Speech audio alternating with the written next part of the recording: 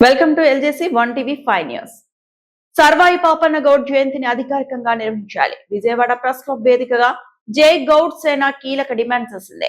August 16న Sarvai Papanna Goud Maharaj, August 18న Sardar Gouthu Latchanna జయంతి ఉత్సవాల సందర్భంగా విజయవాడలో శోభాయాత్ర, జెండాల ఆవిష్కరణ కార్యక్రమం నిర్వహించారు. ఈ సందర్భంగా ఉచితంగా జెండాలను పంపిణీ చేశారు. జై గౌడ్ సేన జాతీయ అధ్యక్షుడు బోర్ల ఏడుకొండలో గౌడ్ మాట్లాడుతూ, సర్వాయి పాపన్న గౌడ్ బహుజన వర్గాలను ఏకం చేసి 21 కోటలను జయించిన తొలి తెలుగు బహుజన చక్రవర్తి అని తెలిపారు. మొఘల్ పాలన నుంచి గోల్కొండను విముక్తి చేసి పెన్నా నుంచి భీమా నది వరకు, రాయలసీమ నుంచి మచిలీపట్నం వరకు ఆయన పరిపాలన సాగిందని పేర్కొన్నారు.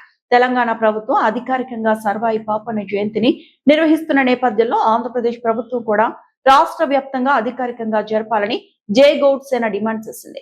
ఈ కార్యక్రమంలో షంటి శివరామకృష్ణ గౌడ్, కేసన రామ కోటేశ్వరరావు గౌడ్ సహా పలువురు పాల్గొన్నారు. చివరిగా పాపన్న గౌడ్ ఆశయాలను ముందుకు తీసుకెళ్లాలని నాయకులు పిలుపునిచ్చారు. ఆవిష్కరణ చేసి ఆ జెండాలు ఉచితంగా అందించడం జరిగింది. ఈ కార్యక్రమానికి రెండు రాష్ట్రాల తెలుగు రాష్ట్రాల గౌడ బిడ్డలు హాజరు కావడం జరిగింది. ప్రతి ఒక్కరికి కూడా ఈ మెటీరియల్ ఏదైతే ఉందో జెండాలు కానీ, పాపన్న జెండాలు కానీ, లచ్చన్న గారి జెండాలు కానీ, కండవాలు కానీ ఉచితంగా అందించడం జరిగింది. ఈ కార్యక్రమంలో ముఖ్యంగా మేము ప్రభుత్వానికి ఒక డిమాండ్ పెడుతున్నాం. గత సంవత్సరం లచ్చన్న గారి జయంతి కూడా అధికారికంగా ప్రకటించమని చెప్పేసి జై గౌడ్ సేన ఆధ్వర్యంలో మేము డిమాండ్ చేయగా ప్రభుత్వం అనుకూలంగా స్పందించి లచ్చన్న గారి జయంతిని అధికారికంగా ప్రకటించడం జరిగింది ఆగస్టు 16వ తేదీన. అదేవిధంగా బహుజన విప్లవ వీరుడు 350 ఏళ్ల క్రితమే గోల్కొండను వెళ్ళినటువంటి సర్దార్ సర్వాయి పాపన్న మహారాజ్ జయంతిని కూడా ఆగస్టు 18వ తేదీని కూడా అధికారికంగా ప్రకటించమని చెప్పేసి మా జై గౌడ్ సేన జాతీయ సంఘం నుంచి అదేవిధంగా ఆంధ్రప్రదేశ్ రాష్ట్ర గౌడ సంఘాల నుంచి కూడా మేము డిమాండ్ చేస్తున్నాం. ప్రతి ఒక్క రిప్రజెంటేషన్ లెటర్లు మేము ప్రభుత్వానికి ఇవ్వడం జరిగింది. అదేవిధంగా గౌడ కార్పొరేషన్ కూడా ఇవ్వడం జరిగింది. గౌడ కార్పొరేషన్ చైర్మన్ కానీ అదే కమిటీకి కానీ ఇవ్వడం జరిగింది. అదేవిధంగా బీసీ మంత్రివర్యులు శ్రీమతి సౌజమ్మ గారికి, అదేవిధంగా మన రెవెన్యూ శాఖ మంత్రివర్యులు గౌడ పెద్దలు అనగాని సత్యప్రసాద్ గారికి, అదేవిధంగా ఆర్టీసీ చైర్మన్ గారు కొనకళ్ళ నారాయణ గారికి కూడా మేము రిప్రజెంటేషన్ లెటర్లు ఇచ్చి ఏదైతే కేంబ్రిడ్జ్ యూనివర్సిటీ బుక్ ముద్రించిందో ఆ బుక్ను కూడా ఈ social history of 8 Indian lifes అని చెప్పేసి ఒక బుక్ని పాపన్న చరిత్ర మీద ముద్రించడం జరిగింది. ఆ బుక్ని మేము అందరికీ అందించడం జరిగింది. ఏదైతే తెలంగాణ రాష్ట్రంలో సర్దార్ సర్వాయి పాపన్న గారి జయంతిని ఆగస్టు 18న అధికారికంగా నిర్వహించడానికి జీవో ఇచ్చారు. ఆ జీవోను కూడా తీసుకొచ్చేసి మేము ఇక్కడ సబ్మిట్ చేయడం జరిగింది.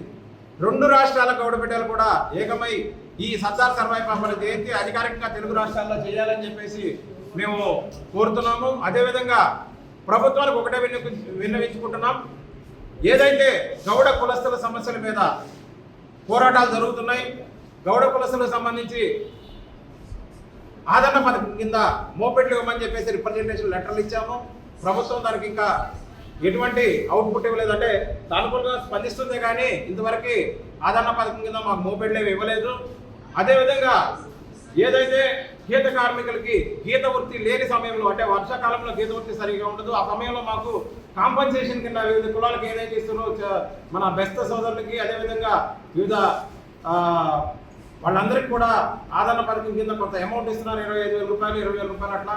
మాకు కూడా ఒక 25,000 రూపాయలు ప్రభుత్వం ఆర్థిక సాయం, అంటే గీత కార్మికులందరికీ కూడా లైసెన్స్ ఉన్న ప్రతి ఒక్క గీత వృత్తిదారులకు కూడా ఆర్థిక సాయం కింద 25,000 రూపాయలు అందించాలని, ప్రతి సంవత్సరం అందించాలని చెప్పేసి డిమాండ్ చేసేటప్పుడు మా గౌడ కులస్తులకి అక్కడ ఏదైనా సరే ఒక 5 ఎకరాల ల్యాండ్ ప్రభుత్వ భూమిని మాకు కేటాయించాలని చెప్పేసి మేము అక్కడ గౌడ భవనాన్ని కానీ, గౌడ విద్యార్థి వసతి గృహాన్ని కానీ, అదేవిధంగా గౌడ కులస్తులకు అందించాలని చెప్పేసి ప్రభుత్వాన్ని డిమాండ్ చేస్తున్నాం.